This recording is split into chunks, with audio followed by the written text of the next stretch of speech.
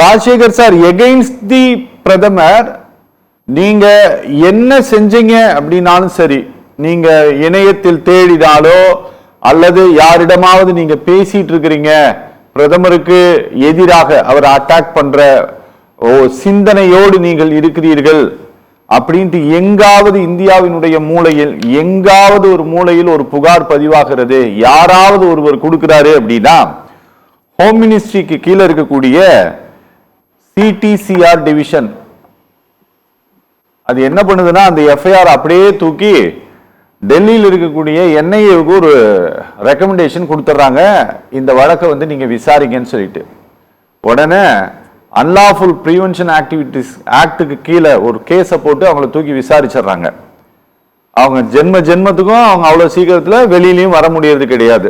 Counter terrorism and counter radicalisation division வந்து இப்படி ஒரு உத்தரவு போட்டுருது. ஆனா ரொம்ப சாதாரணமாக ஒரு சார்ஜஸ் சொல்லிட்டு போயிருக்கிறாரு. பிரதமருக்கு எதிரான ஒரு அட்டாக்கை நிகழ்த்துவதற்கு, ஒரு தாக்குதலை, அசாதாரண சூழலை ஏற்படுத்துவதற்கு திட்டமிட்டு இருக்கிறாங்க. எனக்கு ஆத்தென்டிகேட்டட் இன்ஃபர்மேஷன் எனக்கு கிடைச்சதுன்னு சொல்லிட்டு.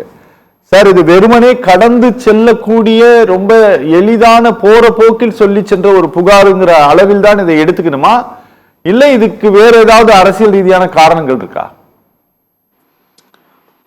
வணக்கம் அரவிந்த்.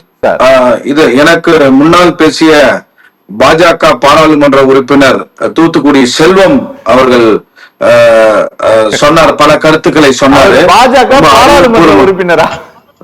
ஆமா, பக்கத்துல இருந்து பார்த்த மாதிரி தானே பேசிட்டு இருந்தாரு இவ்வளவு நேரம். நீங்க பக்கத்துல இருந்து தான் பேசுறீங்க. இது என்னடா அண்ணே ராஜசேகர் சார், இது நாகரிகமான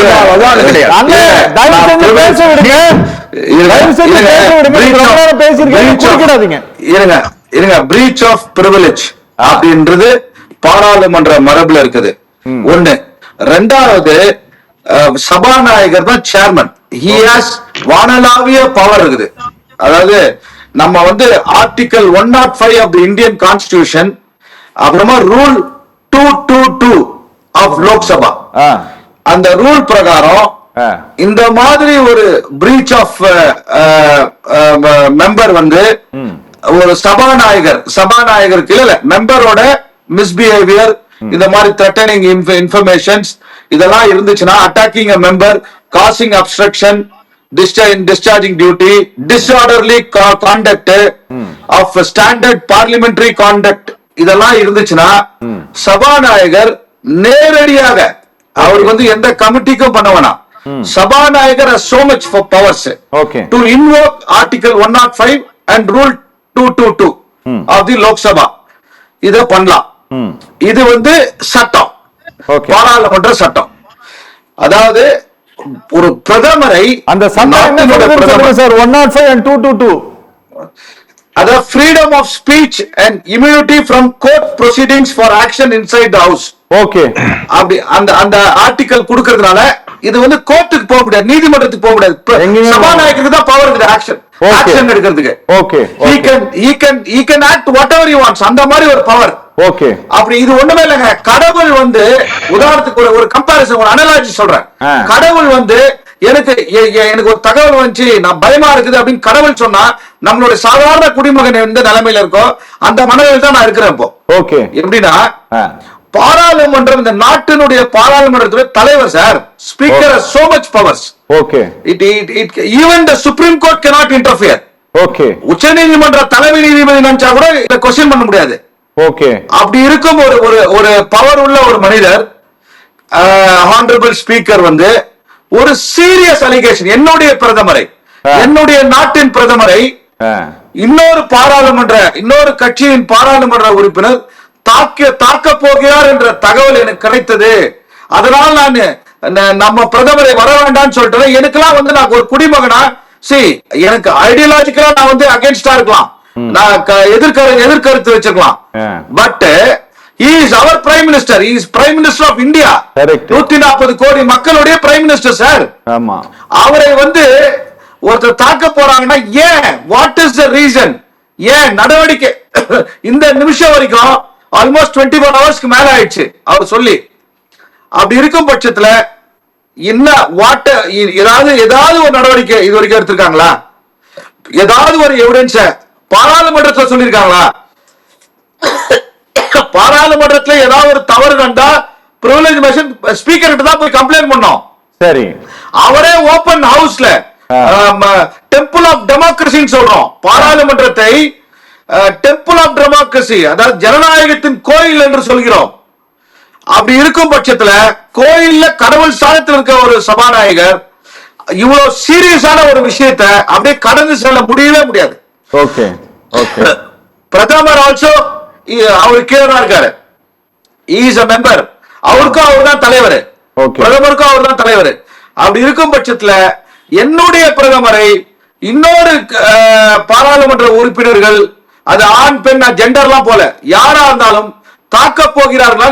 எனக்கெல்லாம் கோபம் கொதிக்குது சார். எனக்கு என்னுடைய பிரதமர் சார், இது ரொம்ப எப்படி சொல்றது அப்படின்னா, இது வந்து அரசியலமைப்பு ரீதியாக கான்ஸ்டிடியூஷன் பிரகாரம் இந்த அவை நடக்குது அப்படின்ட்டு நான் உறுதியாக நம்புகிறேன். அதனால சபாநாயகர் இப்படியான ஒரு கம்யூனிகேஷனை பிரதமர் அலுவலகத்தோடு செய்யணும் அப்படின்னா அதுக்கு ஏதாவது ப்ரொசீஜர் இருக்கா சார்? இல்ல இல்ல நேராவே ஒரு போன் அடிச்சு நீங்க வராதீங்க, எனக்கு இந்த மாதிரி தகவல் வந்திருக்குன்ட்டு அப்படி சொல்லிட முடியுமா? இல்ல, அதுதான் பிரிவிலேஜ். இது நம்ம privilege motion, the privileges of member of parliaments and the ஸ்பீக்கருக்கு எவரிபடி என்ஜாய்ஸ் a privilege. நீங்க பாராளுமன்றத்துக்குள்ள ஒவ்வொரு உறுப்பினரும் they have got a privilege. நீங்க வந்து ஒரு பாராளுமன்றத்துல எந்த சம்பவத்தையும் நீதிமன்றத்துல கொஸ்டின் பண்ண முடியாது, நீதிமன்றத்துல வழக்கு போட முடியாது. சரி.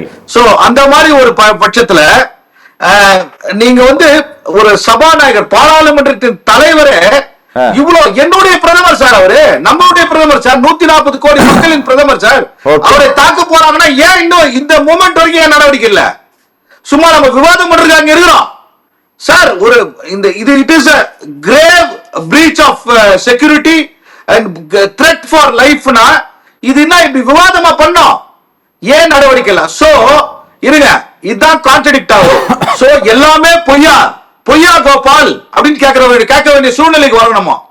எல்லாம் கட்டுக்கதைகளா, வாட்ஸ்அப் யூனிவர்சிட்டியில வந்த செய்திகளா? ஓகே. ஏன்னா எந்த நடவடிக்கை இல்ல, பொதுமக்களிடம் எந்த கருத்து சொல்ல, பாராளுமன்றத்துல எந்த தகவல் வரல, ஊடகத்துல எந்த செய்தியும் வரல, எந்த எவிடன்ஸ் இல்ல, எந்த ப்ரூஃப் இல்ல. இந்த மாதிரி நான் கேள்விப்பட்ட போன வந்தேன் சும்மா. இது பாருங்க, this is a very very serious allegation. Okay. இத வந்து நம்ம கடந்து போங்கன்னு சொன்னீங்கன்னா கடந்து போறதுக்கு உண்டான விஷயமும் கிடையாது. இது வந்து நான் வந்து it is not a joke. Okay. It is a very serious matter. Okay. ஆனா இது வந்து அரசியல் இல்லனா என்ன இது பேரு? ஓகே. இது அரசியல் இல்ல சார். என்ன பார்க்கலாம் சார், 2015 அல்லது 16 காலகட்டத்தில் குஜராத்ல வந்து சட்டமன்ற தேர்தல் நடந்தது சார். சட்டமன்ற தேர்தல் நடந்த போது அங்கு பிரச்சாரத்திற்காக இந்த நாட்டினுடைய பிரதம மந்திரி போனார். போன போது அவர் என்ன சொன்னாரு அப்படின்னா, குஜராத் தேர்தல்ல பாகிஸ்தான் தலையிடுகிறது,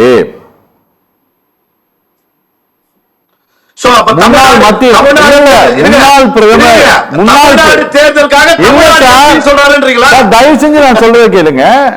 முன்னாள் பிரதமர் மரியாதைக்குரிய திரு மன்மோகன் சிங் வந்து பாகிஸ்தான் கிட்ட பேசி பாகிஸ்தான் தலையிடுகிறது இந்த தேர்தல்ல குழப்பத்தை ஏற்படுத்தன்னு சொல்லிட்டு ஒரு பெரிய சார்ஜ் வச்சாரு.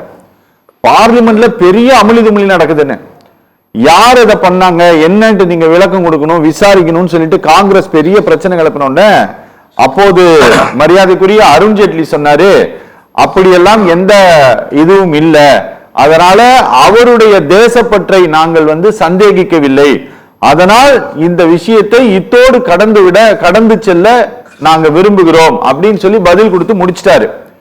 அதுபோல இந்த சபாநாயகர் இன்னைக்கு வைத்திருக்கக்கூடிய குற்றச்சாட்டும் ஏதோ போற போக்குல சொல்லிட்டாரு அப்படிங்கிற அளவில் இதை எடுத்துக்கொள்ளலாமா சார்?